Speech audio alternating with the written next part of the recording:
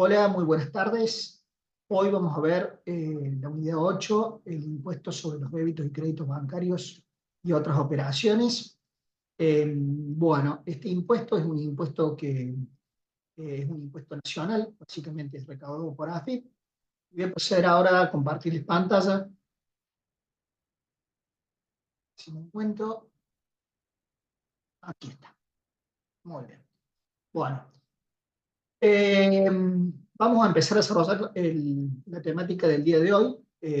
Como les decía, es el impuesto sobre débitos y créditos bancarios y demás operaciones, ¿sí?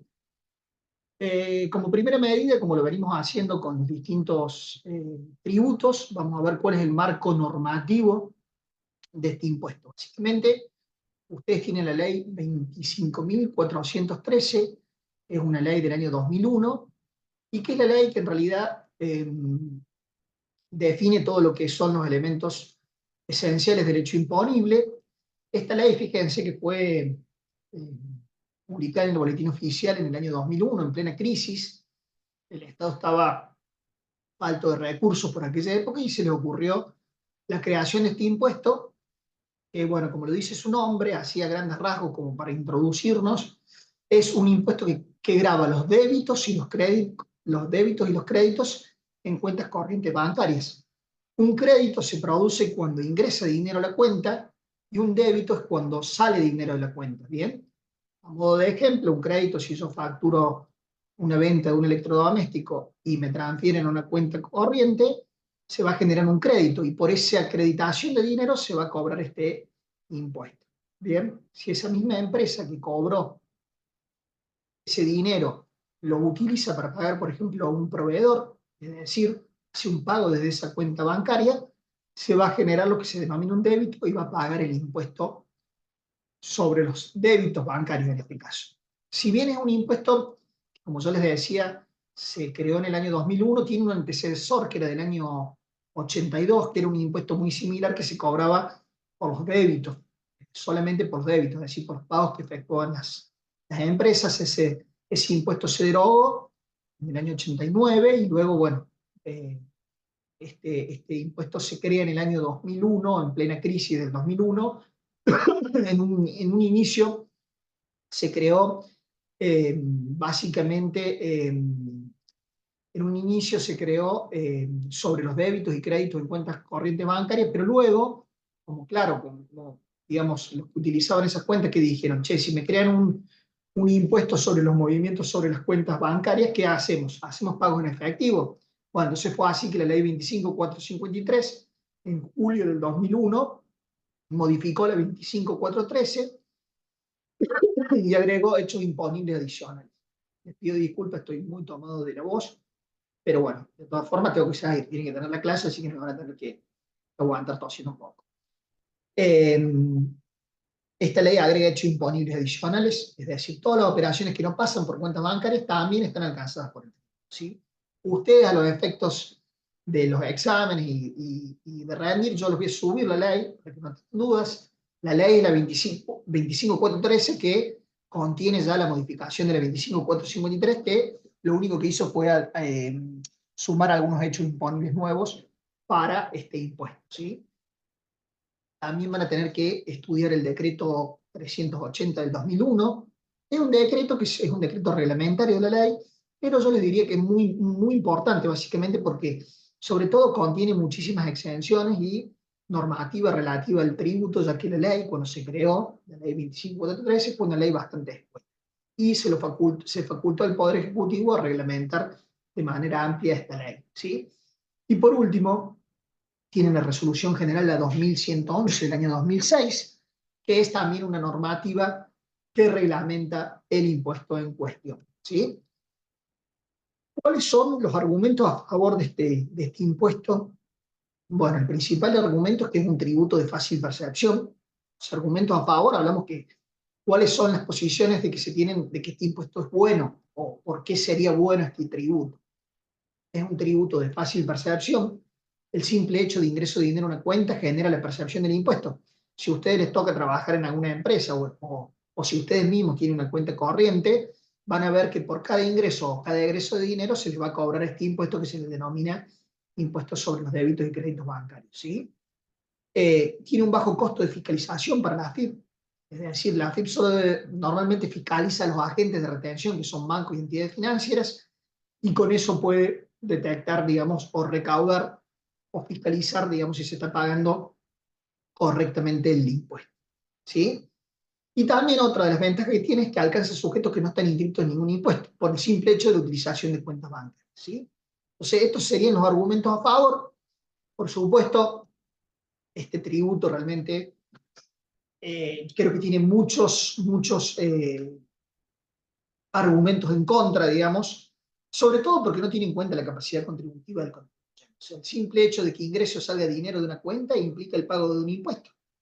Es decir, no considera si el contribuyente obtuvo una ganancia o una pérdida por ese depósito, o por esa transferencia, o por ese movimiento de fondos. Por lo cual esto hace que sea un tributo que no tiene en cuenta la capacidad contributiva, y ustedes saben que nuestro sistema tributario, por una cuestión constitucional, el principio de capacidad contributiva implica que para pagar un tributo haya capacidad de contribuir a las arcas del Estado.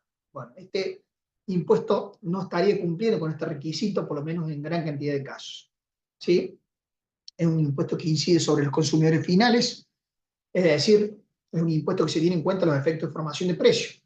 Si yo soy un vendedor de electrodomésticos y sé que por el dinero que me va a transferir, digamos, el usuario o el que me va a acreditar una tarjeta de crédito voy a pagar un impuesto, lógicamente yo en mi estructura de costos voy a tener que sumar este impuesto a los efectos de formar el precio, y obviamente este precio se lo voy a trasladar al consumidor final, que muchas veces, digamos, al ser una alícuota proporcional, es decir, que no tiene en cuenta ningún tipo de progresividad, es decir, todos pagan la misma alícuota y no importa quiénes sean los que efectúan las operaciones, podemos decir que también es un impuesto, digamos, bastante regresivo, ¿sí?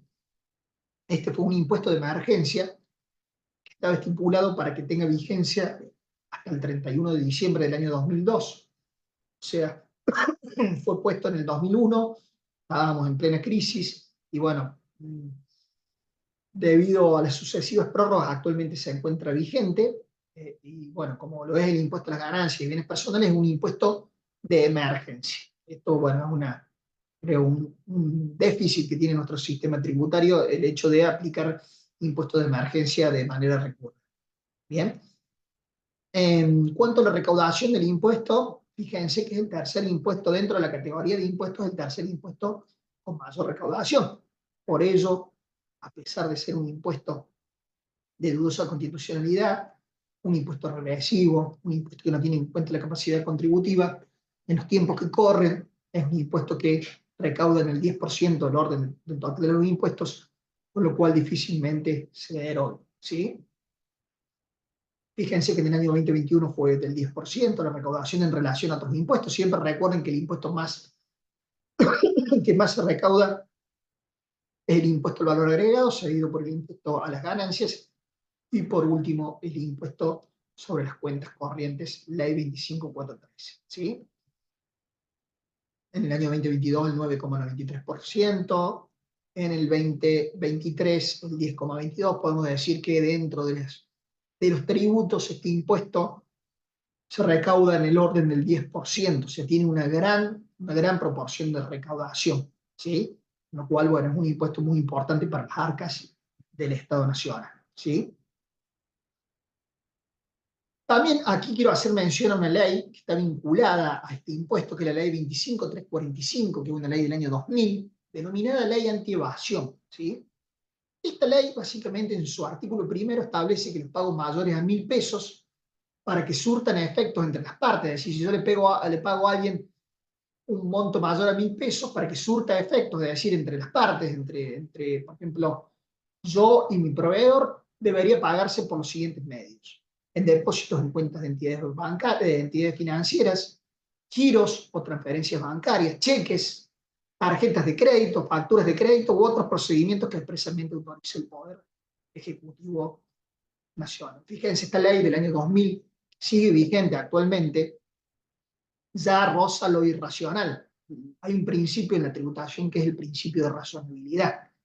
Imagínense que hoy 1.000 pesos literalmente deben ser 2 caramelos, con lo cual esta ley obviamente quedó bastante desactualizada y ese valor de 1.000 pesos ha quedado bastante fuera de práctica, digamos, porque en definitiva eh, muchísimas operaciones superiores a 1.000 pesos se efectúan en efecto, ¿sí? Pero bueno, esta ley tiene plena vigencia y establece en su artículo primero que estos son los medios de pago habilitados para digamos, hacer pagos mayores a 1.000 pesos, o sea, pagos mayores a $1, digamos. Esto es realmente ridículo. Fíjense la cantidad de cosas ridículas que han tenido que estudiar a lo largo de esta materia, como por ejemplo deducción de créditos hipotecarios hasta un monto de pesos, como por ejemplo tope de amortización para vehículos 20.000 pesos, tope de gastos de automóvil 7.200. Estamos hablando de otro impuesto a las ganancias, pero bueno, es como para un poco hacer un análisis de lo ridículo que por ahí es nuestro sistema tributario, ¿sí? Y cuando hablamos de sistemas ridículos, hablamos de sistemas que no tienen en cuenta el efecto inflacionario que venimos teniendo hace más de 30. Digamos, desde el año 2002 a la fecha hemos tenido un proceso inflacionario muy grande y algunos valores han quedado congelados, como es el caso de esta ley, ¿sí? Pero bueno, en principio, esta ley va de la mano con el impuesto de los débitos y créditos bancarios porque en principio no está diciendo que todos los movimientos que se efectúen y que sean mayores a 1.000 pesos, todos los pagos deberían ser efectuados mediante estos tipos de operaciones, ¿sí?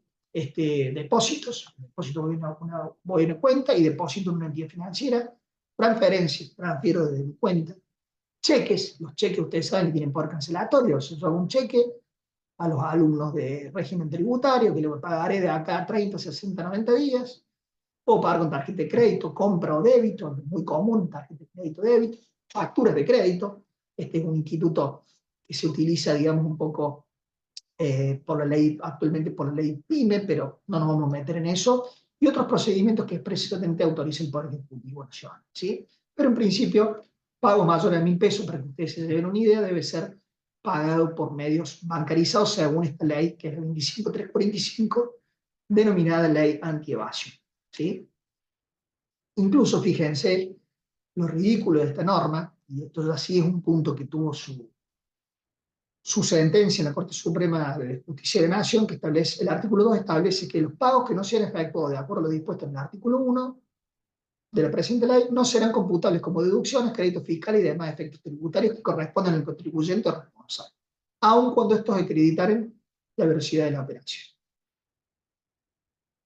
Este artículo 2 pretendía limitar la deducción de un gasto en ganancias o el cómputo de un crédito fiscal en IVA por el simple hecho de haber abonado en efectivo, ¿sí? Por más que yo acreditara la realidad de la operación, de que ese pago realmente existía. Y bueno, en el año 2014, nuestra Corte Suprema de Justicia de la Nación declaró que este artículo 2 es inconstitucional para el caso en este caso puntual. En este caso, Miguel Ángel Mera lo que hizo fue demostrar que esos pagos los había hecho en efectivo, que habían realmente existido y que en realidad el artículo 2 de la ley anti-evasión era un artículo que no era razonable, ¿sí? Perdía el principio de la razonabilidad en materia tributaria. Imagínense que por el simple hecho de no haber pagado en efectivo, de haber pagado en efectivo, no me permitían deducir un gasto en ganancia o el crédito fiscal en IVA. Entonces, bueno, este artículo 2 ha sido declarado inconstitucional para para el fallo Mera Miguel Ángel.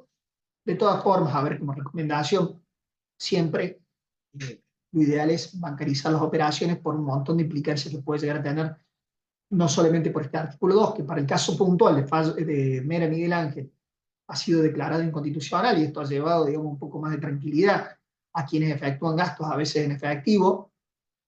Bueno, tener en cuenta que bancarizar las operaciones tiene, digamos, su correlato en el artículo 1, que en realidad sigue plenamente vigente, lo que pasa es que es desactualizado en cuanto al valor mínimo al pago, y el artículo 2, que refiere más que nada a la imposibilidad de deducir un gasto o de tomar un crédito fiscal, este sí ha sido declarado inconstitucional en el fallo Mera Miguel Ángel, ¿sí? En el año 2014. Hago digamos, interconexión entre el impuesto de débito y créditos bancarios y la ley de anti-evasión porque lógicamente están vinculados.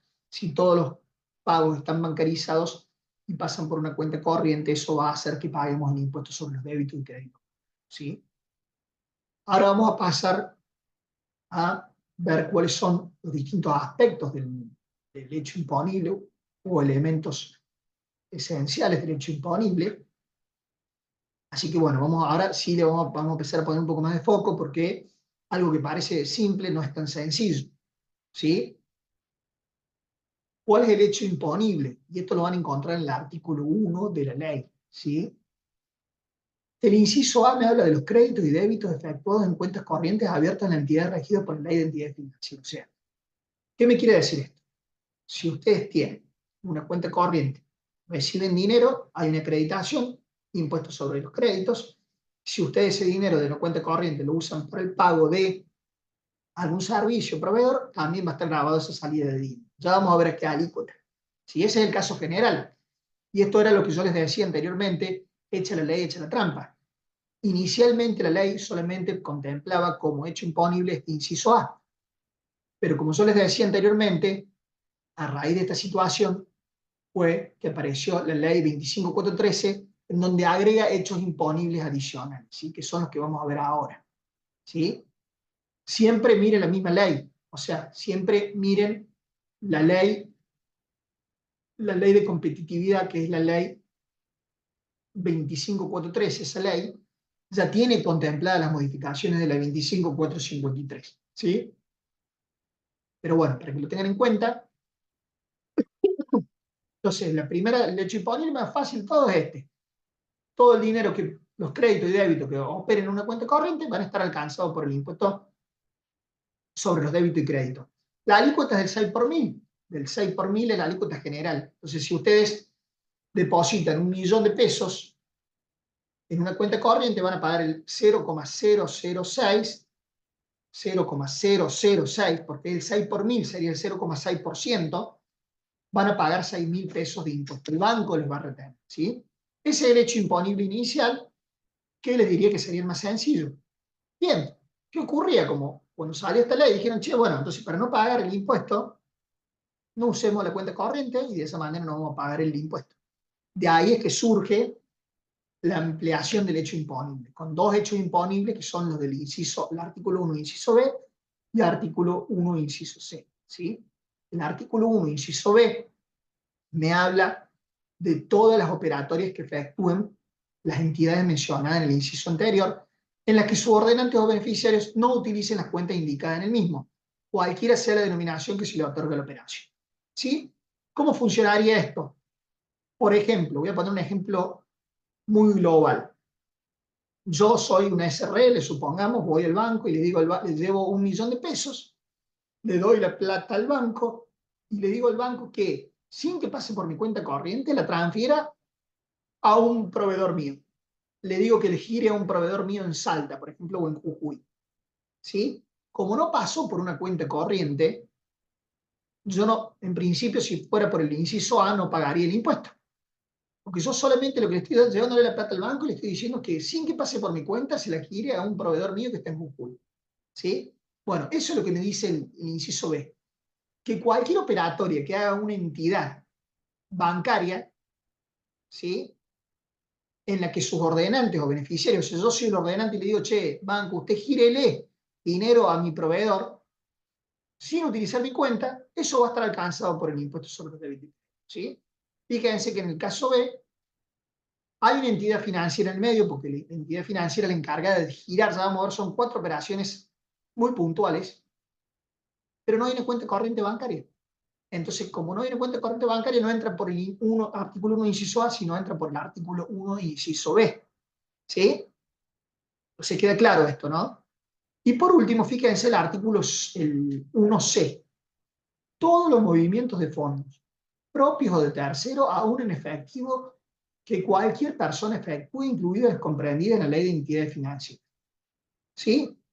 Y acá es donde el hecho imponible se hace muy amplio, es decir, y acá es donde por ahí tienen riesgo aquellas empresas que no utilizan las cuentas corrientes bancarias, porque el fisco podría venir y decir, che, todo lo que vos hiciste pago en efectivo, tiene que pagar el impuesto sobre los débitos y créditos, ¿sí?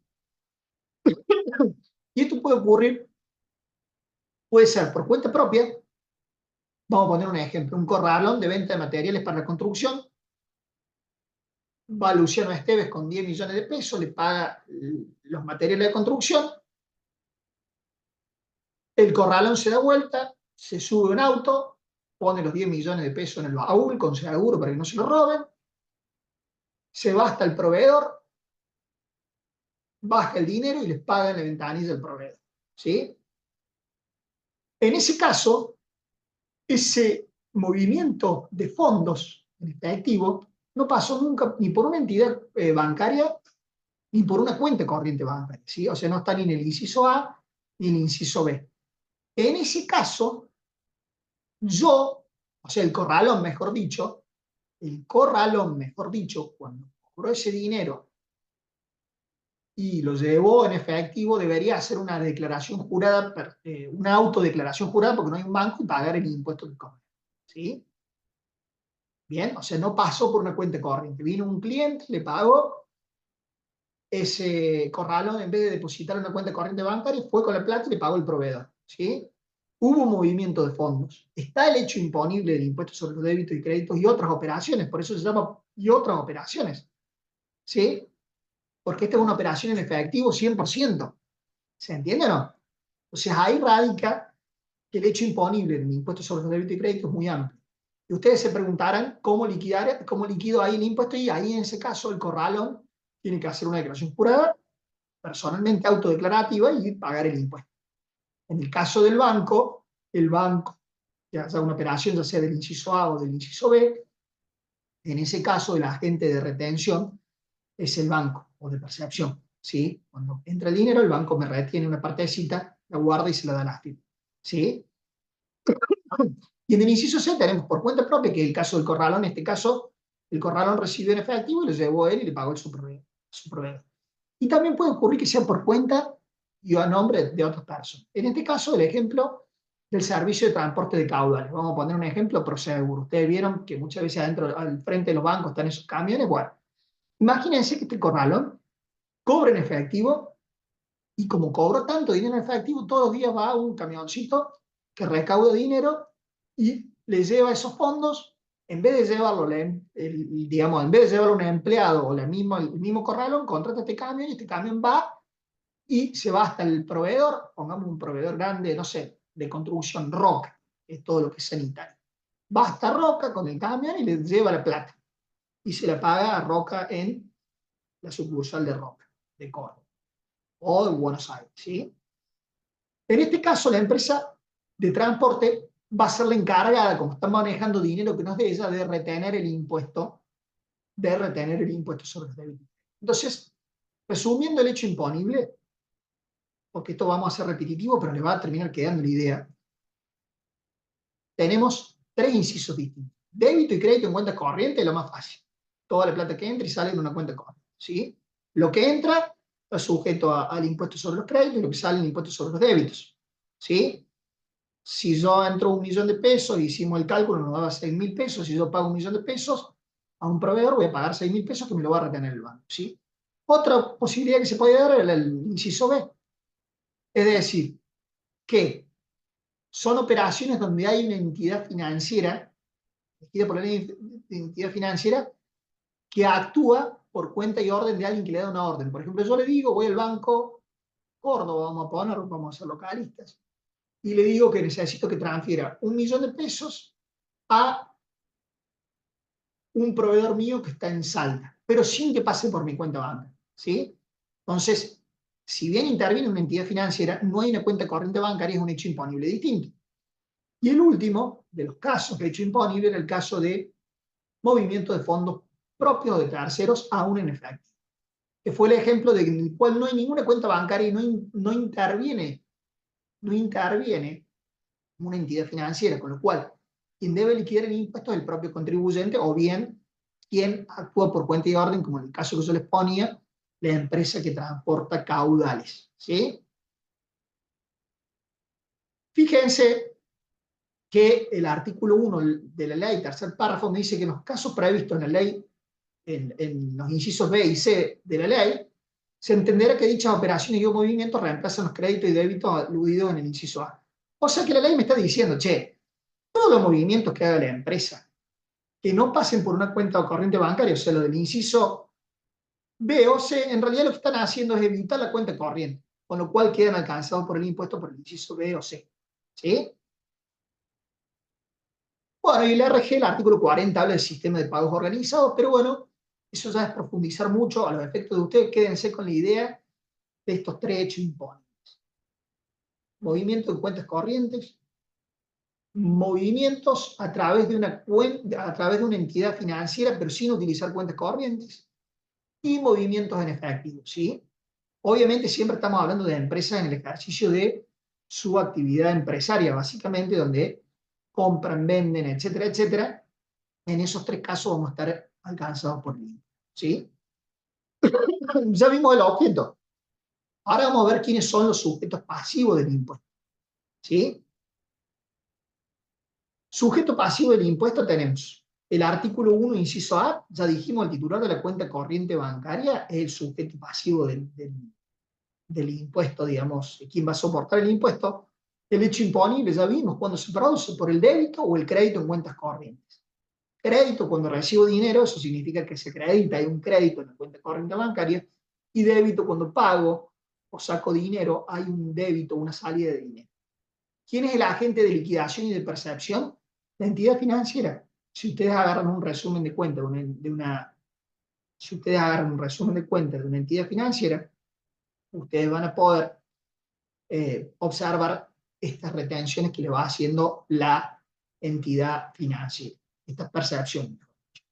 Bien, vamos a ir al inciso B. Y acá el inciso B era cuando no se utilizaba una cuenta corriente bancaria, pero sí había una entidad una entidad financiera que intermediaba o que estaba dentro de la operación.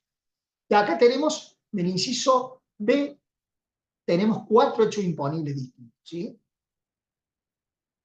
El primer hecho imponible es pago por cuenta de terceros. Es decir, yo contrato al banco para que le pague a mis proveedores, pero sin que pase la plata por la cuenta corriente bancaria. Entonces yo voy al banco y le digo, che, tómate esta plata, yo quiero que le pagues quiero que le pagues por ejemplo, a mi proveedor que está en Jujuy, quiero que le pagues con este dinero, sin que pase por mi cuenta, ¿sí? ¿Quién es el sujeto pasivo? El ordenante del pago. Yo fui quien le di la orden al banco que pague a un proveedor mío. ¿Y quién es el agente de liquidación y percepción? La entidad financiera. La entidad financiera, cuando recibe ese dinero para pagarle al tercero que está en otra provincia, por ejemplo, ahí me va a retener el impuesto, me va a percibir el impuesto sobre los débitos y créditos bancarios. ¿Sí? ¿Qué otro caso puede haber? Va a haber rendición de cobranza. Por ejemplo, un banco cobra un cheque que pertenece a otro banco y me da el dinero en ventanilla, ¿sí? Yo le llevo un banco, le llevo un cheque en la ventanilla y digo, che, yo no quiero que esto entre en mi cuenta bancaria, ¿sí? O sea, quiero que vos me lo pagues acá en ventanilla, ¿sí? Entonces, cuando él me lo pague, ese cheque me va a retener el impuesto de débito y crédito porque no está pasando por una cuenta corriente bancaria. ¿Y quién es el sujeto pasivo del impuesto en ese caso? El beneficiario de los valores entregados en gestión de cobro. O sea, si yo le estoy dando el cheque para cobrarlo, ¿sí? Y me da el dinero en ventanilla, yo soy el beneficiario, me tiene que retener a mí. Y el agente de liquidación y percepción también va a ser la entidad financiera. Recuerden que el hecho imponible del artículo 1, inciso B, siempre interviene una entidad financiera, ¿sí? La diferencia con el inciso A es que no pasa el dinero por la cuenta corriente bancaria, ¿sí? Otra de los hechos imponibles que puede ocurrir es rendición de recaudación, ¿sí? Yo cobro alquileres por medio de un cedulón. Es decir, yo tengo un montón de propiedades y yo a mis inquilinos le doy un cedulón todos los meses, le mando un cedulón y le digo que vaya a tal banco y pague, ¿sí? Y yo todos los meses voy al banco y el banco me da el dinero en efectivo, ¿sí? En ese caso, el dinero no está pasando por una cuenta corriente bancaria, está interviniendo un banco. Entonces, ¿qué me dice el artículo 1, inciso B? El sujeto pasivo va a ser el ordenante de las recaudaciones. O sea, yo que le estoy ordenando al banco que recaude mis alquileres, voy a ser el sujeto pasivo del impuesto y el banco, cuando me pague en efectivo, me va a percibir, me va a liquidar y me va a percibir el impuesto sobre los débitos y créditos bancarios y otras operaciones, ¿sí? Y por último, giros y transferencias de fondos. Le pido al banco que gire a otro beneficiario. En este caso yo le digo que gire a fulano de tal, tanto dinero, es bastante...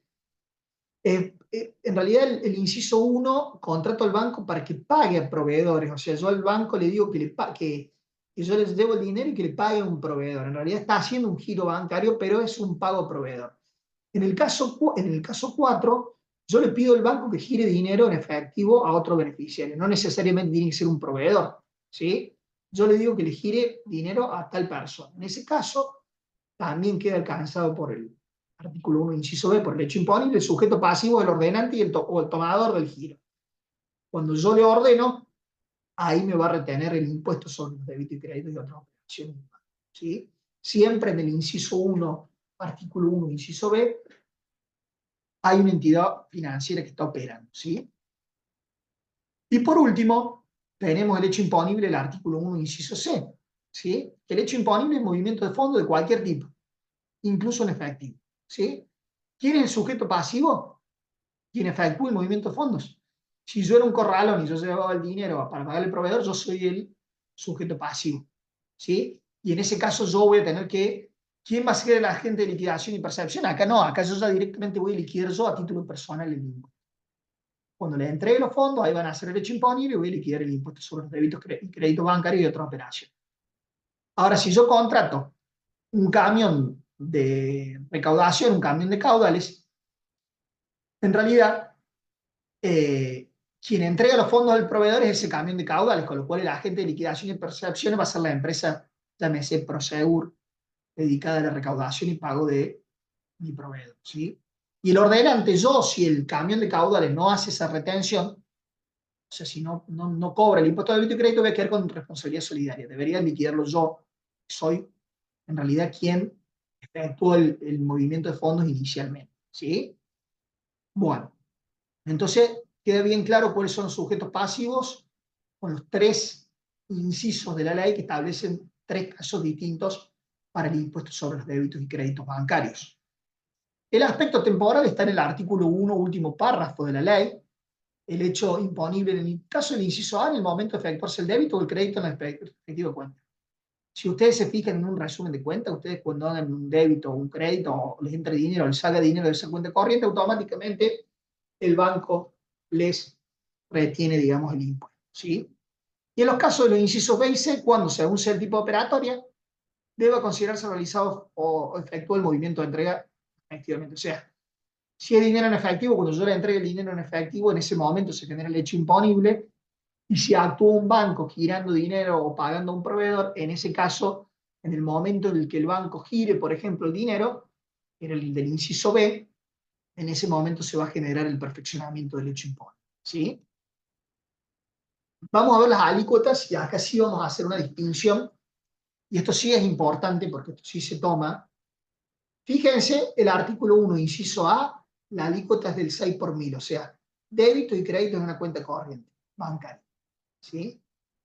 También es del 6 por mil cuando se lleven a cabo extracciones en efectivo y cuyos titulares sean micro y pequeñas empresas. Esto es muy importante, chicos. ¿Sí? ¿Qué me está diciendo el artículo? ¿Qué me está diciendo?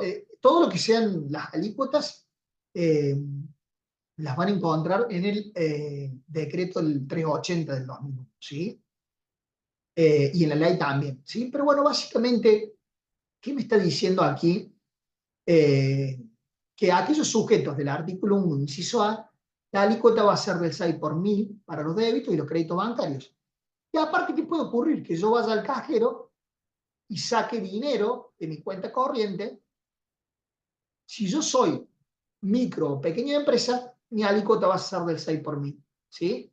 Ahora bien, si yo saco dinero en efectivo y no soy micro y pequeñas empresas, según la CEPIME, ya lo vamos a ver un poquito más adelante, la CEPIME, la Secretaría de Pequeña y Mediana Empresa, la alícuota es del 12 por mil para el caso de las extracciones. ¿Sí? Entonces, para el hecho imponible del inciso 1 del artículo 1, inciso A, la alícuota es del 6 por mil, salvo que sean extracciones en efectivo de la cuenta corriente bancario y cuyos titulares no sean micro o pequeñas empresas. ¿Bien? Cuando nos vamos al artículo 1, inciso B de la ley, la alícuota es del 12 por mil en cualquiera de las operaciones, ¿sí? Siempre y cuando los fondos no sean debitados o acreditados en la cuenta corriente a nombre del ordenante beneficiario. Se supone que si estamos en el artículo 1, inciso B, no estamos utilizando una cuenta corriente bancaria, por eso caemos dentro de este artículo 1, inciso B, y está operando una entidad financiera. En este caso, la alícuota es del 12 por mil, ¿sí? Si yo pago por cuenta y orden de tercero, rendición de cobranza, rendición de recaudaciones, giros y transferencias, ¿sí? Todas las operaciones que vimos en el hecho imponible y con sujetos, todas van al 12 por mil, ¿sí? Y en el caso del movimiento de fondo, que era el artículo 1, inciso C, cualquier movimiento en efectivo paga la alícuota del 12 por mil o el 1,2%, lo que a usted le guste más, ¿sí? Ese sería el marco general. Ahora bien, hay alícuotas especiales para determinadas actividades cuando sean débito y créditos en cuenta corriente bancaria, ¿sí? Bueno, ya vimos extracción en efectivo, cuando son titulares que no son micro y pequeñas empresas, la alícuota es del 12 por mil. O sea, por el simple hecho de sacar una gran empresa por ventanilla de plata, le van a cobrar en vez del 6 por mil, el 12 por mil. No así si son micro y pequeñas empresas de acuerdo a lo establecido en la ley PYME, ¿sí? Después tenemos alícuotas reducidas, siempre y cuando todos sean operaciones dentro de cuentas corrientes bancarias. En el caso de entidades exentas de IVA en ganancia, como puede ser el ejemplo, por ejemplo, una mutual, una fundación, en este caso la alícuota pasa del 6 por mil al 2,5 por mil. Las obras sociales pasan del 6 por mil al 2,5 por mil, ¿sí? Y luego tenemos otras alícuotas que es más pequeña todavía, que son corredores y comisionistas de granos, empresas que operen sistemas de tarjeta de crédito, empresas que operen sistemas de transferencia electrónica por internet, droguerías. Todas estas tienen una alícuota reducida al 0,75 por mil, ¿sí? En todos estos casos se tiene que hacer un trámite en AFIP, ¿sí? O sea, si ustedes de mañana están trabajando en alguna entidad de este tipo, sepan que pueden hacer un trámite para gozar de alícuota reducida. Si ustedes no lo hacen al trámite, el banco les va a percibir o retener o les va a sacar el monto de la alícuota general del 6 por mil. Por eso es importante que ustedes tomen conocimiento de esta situación, ¿sí? Entonces, bueno, todo lo que son alícuotas básicamente lo tienen en este cuadrito. El decreto 380, si mal no recuerdo, estaba en el artículo 6. Ya se los confirmo, denme un minutito nomás. Artículo 6 del decreto, déjenme ver porque el artículo es el artículo 8. El artículo 7 tienen todas las alícuotas el artículo 7 del decreto 380 tiene las alícuotas correspondientes a cada una de las actividades, ¿sí? En cuanto a las exenciones, tema muy importante. Bueno, vamos a estudiar todas las que son las exenciones. Siempre ustedes, lo primero que tienen que hacer es saber dónde está encuadrado, en qué artículo está encuadrado el hecho imponible, si en el 1A, el 1B o en el 1C de la ley. Bien, luego de eso lo que tienen que hacer es ver si hay alguna exención para alguna operatoria en particular y por último ver cuál es la alícuota, ¿sí? En el artículo 7 del decreto 382. ¿Cuáles son las exenciones? Vamos a ir al artículo 2 de la ley. El artículo 2 de la ley establece solamente 4 exenciones. Crédito y débito en cuentas corrientes, en cuentas bancarias de los estados nacional, provincial y municipal. O sea, cualquier cuenta que utilice el estado está exenta. No así las cuentas de empresas del estado, por eso excluye las entidades mencionadas en el artículo 1 de la ley 22.016. Otros créditos y débitos que están, digamos, exentos son los créditos y débitos de misiones diplomáticas y consulares extranjeras a condición de reciprocidad. O sea, si hay una misión, no sé, de extranjera o una embajada, todas las cuentas que utilicen acá en Argentina van a estar exentas del impuesto sobre los débitos y créditos. El inciso C, los créditos en caja de ahorro, cuentas corrientes bancarias, tras suma acreditada en concepto de sueldo de personal, relación de dependencia, de jubilaciones y pensiones. Esta exención es para las cuentas sueldos, digamos, de los empleados. Ya sea cuenta corriente o cuenta caja de ahorro, va a estar exento hasta el total de la suma acreditada en concepto de sueldos, ¿sí? Y por último, un último inciso que se agregó en el año 2023, crédito y débito en caja de ahorro, cuentas corrientes bancarias utilizadas en forma exclusiva para las operaciones inherentes a la actividad de locación de inmueble con destino a casa de habitación. Si ustedes tienen inmuebles que alquilan, pueden solicitar la apertura de una cuenta especial para este tipo de actividad y todo lo que ingrese a esa cuenta va a estar exento del impuesto a los débitos y crédito bancario. Esto es lo que fomenta, lo que fomentó, porque ahora estamos en un movimiento al contrario sensu, digamos, de decir que se está queriendo derogar todo lo que era cuestión de alquileres, pero bueno, este inciso ha quedado todavía vigente, con lo cual ustedes tengan en cuenta que si hacen una cuenta específica para alquileres de inmuebles de destino casa habitación, tanto los créditos como los débitos que se produzcan en esa cuenta van a estar exentos de tributar el impuesto de los débitos y crédito bancario. Bueno, seguimos. A los efectos del impuesto establecido en la presente ley no serán de aplicación las exenciones objetivas y o subjetivas dispuestas en otras leyes nacionales. Por ejemplo, en el caso de la ley de entidades mutuales, que tiene una exención amplia, no aplica para el impuesto a los débitos y créditos bancarios porque así lo establece la ley de impuestos sobre débitos, la ley de impuestos de débitos y créditos bancarios y otras operaciones. ¿Sí? La ley de sindicatos tampoco aplica, etcétera, etcétera. Y por último nos dice que faculte sea el Poder Ejecutivo Nacional establecer exenciones totales o parciales del presente impuesto en aquellos casos que lo estime pertinente.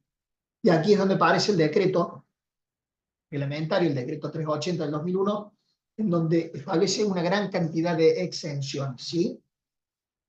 Bueno, y vamos a verlas. Las que están establecidas en el artículo inciso A son todas aquellas cuentas utilizadas por los mercados utilizados por la CNB, Comisión Nacional de Valores, agentes de liquidación, son los famosos ALI, que son los que operan entre la oferta y demanda, digamos, de distintas inversiones bursátiles, bolsas de comercio, cajas de valores y entidades de liquidación y compensación de operaciones. O sea, si el sujeto es el mercado de valores, es un ALI, o sea, un agente especializado en mercado de valores, una bolsa de comercio, una caja de valores, todo eso va a estar exento de impuesto de débito y crédito. ¿Sí? Esas cuentas utilizadas en forma exclusiva para una operación inherente a su actividad. ¿Sí? Ya vamos a ver que no se puede utilizar una cuenta de este tipo para evadir el impuesto, porque si no ahí se consideraría inmersa en el artículo 1, inciso A, y no tendría ninguna exención. Transferencia entre cuentas propias, el inciso B, si yo transfiero entre una cuenta corriente y otra cuenta corriente mía, o una caja de ahorro, una cuenta corriente, eso va a estar exento. Los débitos que se efectúen para la constitución de depósitos en plazo fijo. Si yo quiero constituir un plazo fijo, de mi cuenta va a salir plata, va a ser un débito a otra cuenta, eso va a estar exento de pagar el impuesto sobre los débitos y crédito bancario. Lo que se busca es estimular este tipo de inversión. Lo mismo ocurre con el caso de aquellos entes que sean fondos comunes de inversión. Aquellas entidades que sean fondos comunes de inversiones van a estar exentas sus cuentas. También están exentas las empresas dedicadas al servicio de electrónico de pago y cobranza por cuenta y orden tercero, de factura de servicios públicos, impuestos y otros servicios. Ustedes vieron que muchas veces para pagar un impuesto hay algunas empresas que se dedican al cobro y lo hacen a través de una plataforma, de un botón de pago. Bueno, eso también está exento del impuesto sobre los débitos y créditos bancarios. Los débitos originados por el propio impuesto sobre los débitos y créditos. Supónganse que a mí me acreditan 1.000.000 de pesos. De eso dijimos que pagábamos 6.000 pesos. Sobre esos 6.000 pesos no se vuelve a calcular el impuesto, ¿sí? Porque si no volvería a calcular siempre sobre el débito, sobre el impuesto sobre débito, pagaría impuesto sobre impuesto. Lo mismo para el caso de los créditos, para el caso de los débitos. Perdón, vamos a acomodarlo de nuevo, discúlpenme. Si a mí me cobran el impuesto, en mi resumen hay un débito, porque me están sacando plata. Cuando me sacan plata es un débito. Sobre ese débito, no me van a cobrar impuestos. ¿Sí? Eso es lo que estoy queriendo decir, ¿sí? Tampoco me van a cobrar cuando a mí me acreditan dinero, me cobran también el impuesto sobre créditos, sobre ese crédito, sobre ese débito que me sacó el banco, sobre ese impuesto del 6 por mil, no me va a cobrar el impuesto sobre ese impuesto. ¿Sí? Los débitos y créditos efectuados en cuenta corriente de los empleados de relación de dependencia, eso ya lo vimos. Los créditos en cuenta corriente originados en préstamos bancarios, ¿sí? Si a mí me dan un préstamo, ¿sí? Me acreditan la plata, esa plata que a mí me acredite no va a pagar impuesto a los créditos, en este caso, se no va a pagar la alícuota del 6 por mil. Ojo, cuando yo pague las cuotas, sí voy a pagar impuestos sobre los débitos, en ese caso. ¿Sí? Los créditos en cuenta corriente por instrumentos de pago que cancele producido de exportación, todo lo que sean operaciones de exportación, los pagos que vengan por exportación no están alcanzados por el impuesto. Crédito y débitos originados en suscripción y rescate de fondos comunes de inversión. Si yo tengo una cuenta bancaria, el anterior era que yo soy un fondo común de inversión, mis cuentas como fondo común de inversión están exentas. En este caso no. Yo hago una inversión en un fondo común de inversión y tanto la suscripción, o sea, cuando yo compro el fondo común como cuando lo rescato, eso va a estar exento de impuestos de débito y crédito. ¿Sí? Los débitos y créditos en cuenta en cajas de ahorro abiertas en instituciones regidas, o sea, las cajas de ahorro están exentas, por eso siempre damos cuentas corrientes. Los débitos y créditos en cuenta corriente del inciso E del artículo 20 de la Ley del Impuesto a las Ganancias, que sería el actual artículo 26 de la Ley del Impuesto a las Ganancias, son todas las entidades religiosas, están exentos al 100%. Fíjense la diferencia aquí. Una entidad religiosa puede estar exenta en ganancia y en IVA, pero en realidad no le fije la alícuota reducida del 2,5% que veíamos anteriormente para el caso de las entidades sindicales y las entidades mutuales, sino que aquí tiene una exención plena. ¿Sí? Eso es importante que lo sepan. Las cuentas utilizadas por cooperadoras escolares, las cuentas utilizadas exclusivamente por distribuidores de diarios y revistas, los débitos y créditos en cuenta corriente en las transferencias de dominio, título de negocio de inmuebles. Si ustedes utilizan una cuenta corriente para pagar, digamos, un inmueble, eso ustedes lo informan al banco y no le van a retener el impuesto sobre el crédito. Fíjense que cuando ustedes hacen una transferencia, el mismo banco les pide a ustedes que pongan por qué es esa transferencia.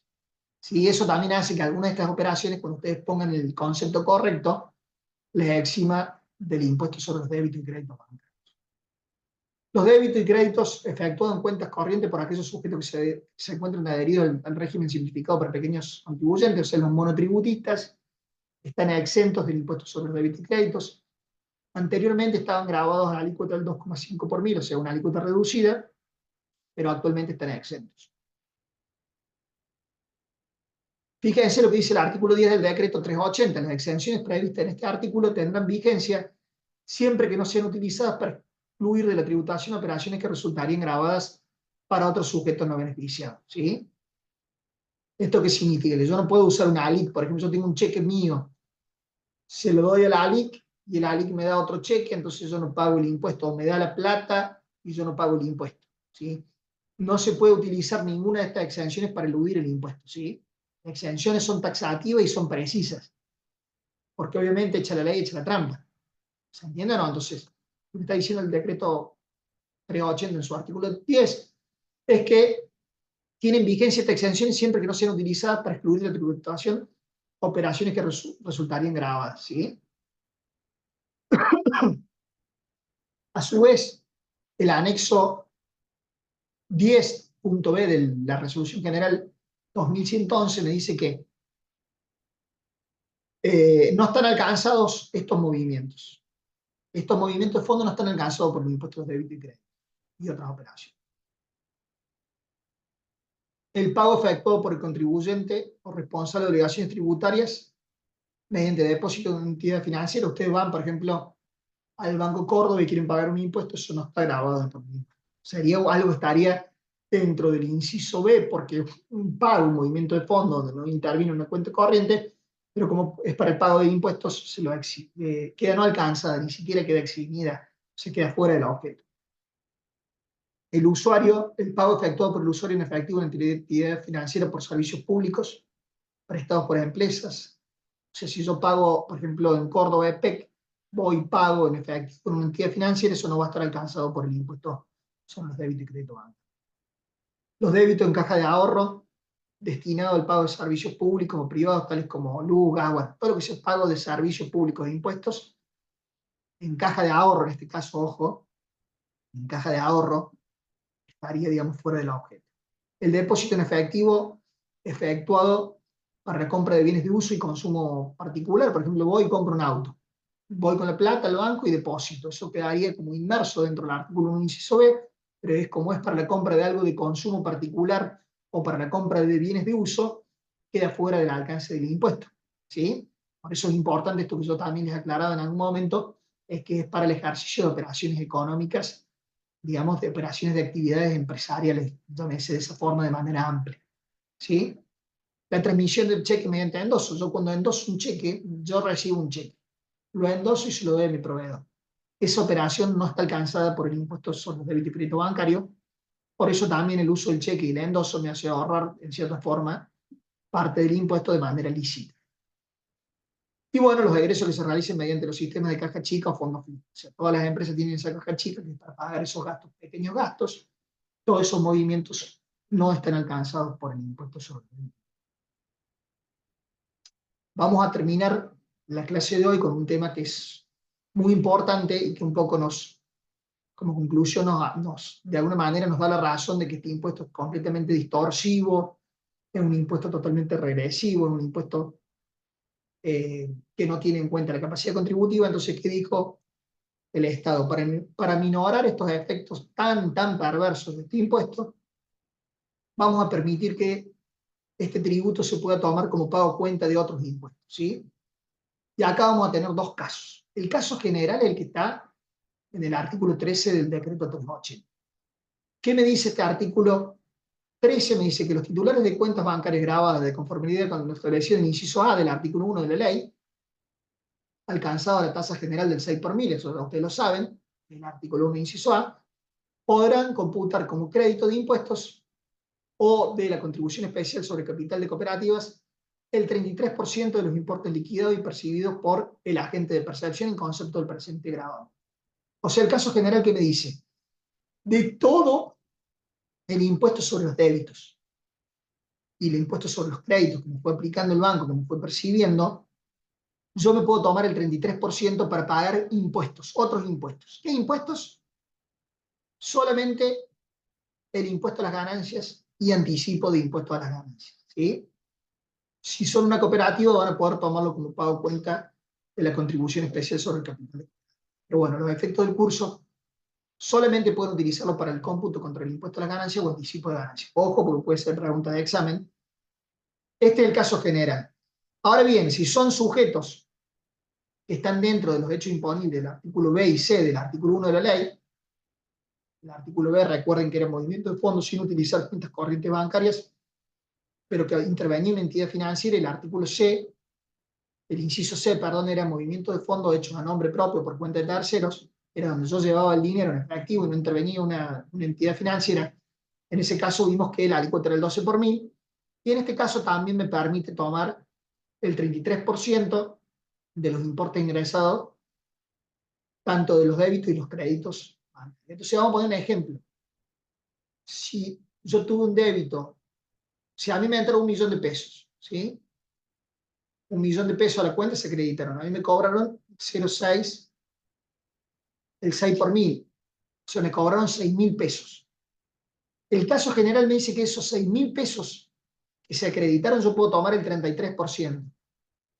O sea, 1.980 pesos puedo tomarlos como pago cuenta de anticipo de ganancias o del impuesto a las ganancias, ¿sí? Cuando llegue la liquidación final del impuesto a las ganancias, sumo todos los débitos y créditos, el 33%, y lo tomo como pago cuenta, ¿sí? Como si lo hubiese pagado en efectivo, ¿sí?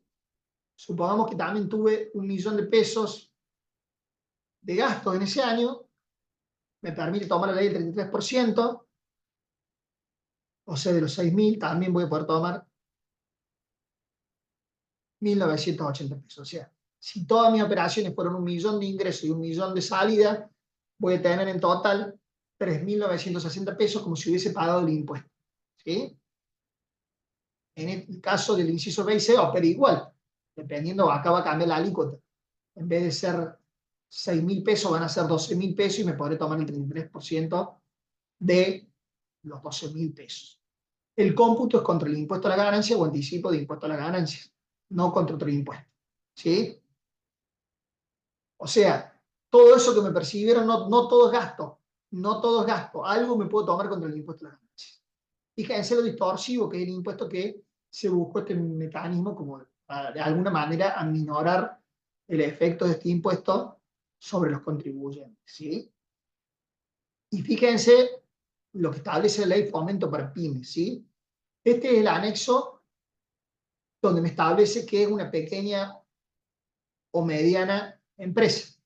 Me lo divide en categoría: micro, pequeña, mediana, tramo 1, mediana, tramo 2, construcción, servicio, comercio, industria y agropecuaria. Fíjense, chicos, que acá, dependiendo del volumen de ventas, voy a hacer micro, voy a hacer pequeña, mediana, tramo 1 y mediana, tramo 2, dependiendo del volumen de venta y dependiendo también la actividad. No es lo mismo una empresa de comercio que una empresa de servicio. Fíjense que los topes son mucho más altos para comercio porque el margen es mucho menor, digamos, el margen de ganancia. Límite de personal ocupado: esto es solamente para el sector de servicios o comercio, o sea, no pueden ser pymes si son servicio o comercio si tienen más de 535 empleados en servicio y 345 en comercio. Y el límite de activo expresado en pesos, que esto solamente es para actividad financiera, inmobiliaria y de seguros. Si alguna empresa que está dentro de esas categorías tiene un activo mayor a 193 millones de pesos, no puede ser pyme, ¿sí? Esto a los efectos del marco regulatorio general de la ley de la Secretaría de PYME, cuando están o no dentro o fuera de lo que es la ley PYME. ¿Y esto qué importancia tiene para lo que nosotros estamos viendo? Importancia tiene es que a raíz de la ley de fomento para pymes se estableció un beneficio adicional para este tipo de empresas, que es el cómputo, que es un cómputo adicional del impuesto sobre los débitos y créditos. ¿Bien? Ya no solamente va a ser el 33%, sino que ahora va a ser todo el impuesto a los débitos y créditos. ¿En qué casos? ¿Sí? Compensación del impuesto sobre los débitos y créditos bancarios en el pago de ganancias. Ganancias o anticipo de ganancias, ¿sí? Le hace de esa forma. Las micro o pequeñas empresas pueden compensar en el pago de ganancias el 100% de impuestos de débito y crédito. O sea, si ustedes son micro o pequeñas, son estos dos primeros renglones, el 100% que les retenga el banco lo van a poder utilizar para pagar el impuesto a las ganancias o anticipo de ganancias, ¿sí? A su vez, si ustedes son industrial mediana tramo 1, o sea, industrial mediana tramo 1, van a poder computar hasta el 60% de los impuestos a los débitos y el 60% de los impuestos a los créditos, ¿sí? ¿Se entiende o no? Entonces, fíjense que como marco general, cualquier empresa va a poder tomar el 33% de los débitos y los créditos. Esa es la ley general, me lo dice el decreto. Ahora bien, si ustedes son pyme, micro o pequeña, todo lo que les retenga el banco lo van a poder utilizar contra el impuesto a las ganancias. Cuando llegue la declaración jurada de ganancias, van a sumarlo de todo el año y lo van a utilizar como pago cuenta, ¿sí? O bien contra un anticipo de ganancias, ¿sí? Tengo un anticipo de 100.000 pesos de ganancia y el banco me retuvo en ese mes 100.000 pesos de impuesto de débito y crédito por las operaciones que yo fui haciendo, voy a poder tomar como pago cuenta, ¿sí? Fíjense otro beneficio: cómputo del impuesto de débito y crédito como pago cuenta de las contribuciones patronales con destino a SIPA. Este beneficio es temporal. La microempresa, ya hablamos de microempresa, puede utilizar hasta el 30% del importe pagado en el concepto de impuesto de débito y crédito como pago cuenta del 15% de las contribuciones patronales con destino al SIPA. O sea, las contribuciones que paga como empleador, hasta el 30% lo puede pagar con el impuesto sobre los débitos y crédito bancarios, ¿sí? ¿Se entiende? O sea, de lo que yo pagué, de lo que me retuvieron de impuesto de débito y crédito, el 30% lo puedo utilizar para pagar contribuciones de la Seguridad Social, hasta un 15% del total de las contribuciones, ¿sí? De todas formas, también si no lo utiliza para pago de contribuciones, lo va a poder utilizar para pago de ganancia y anticipo, ¿sí? Fíjense, bueno, ya lo vimos esto. Fíjense que cuando una empresa, bueno, esto del cómputo de impuesto de débito y crédito aplica entre el 1 del 8 del 2023 y el 31 del 12 del 2024. Por eso dijimos que es temporal, ¿sí? Y no aplica el incremento de tasa por impuesto de débito y crédito por retiro en efectivo para micro y pequeñas empresas. Esto lo habíamos visto.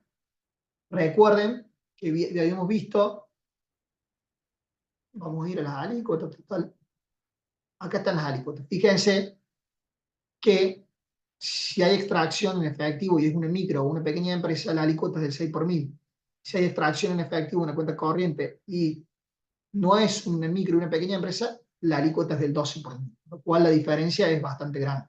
Si ese es otro beneficio. Bueno, Vamos a ver. Bueno, y acá estamos terminando la clase. Lo más importante que ustedes tienen que tener en cuenta es cómo funciona esta operatoria, cuál es el hecho imponible, cuáles son las alícuotas y cuáles son las exenciones. Cualquier duda que a ustedes les pueda surgir o que tengan, pueden hacer la consulta vía plataforma. Bueno, y seguramente antes del examen parcial vamos a tener una consulta, con lo cual quedamos a disposición de ustedes para poder evacuar todas las consultas que ustedes tengan. Les mando saludos y espero que todos se encuentren muy bien.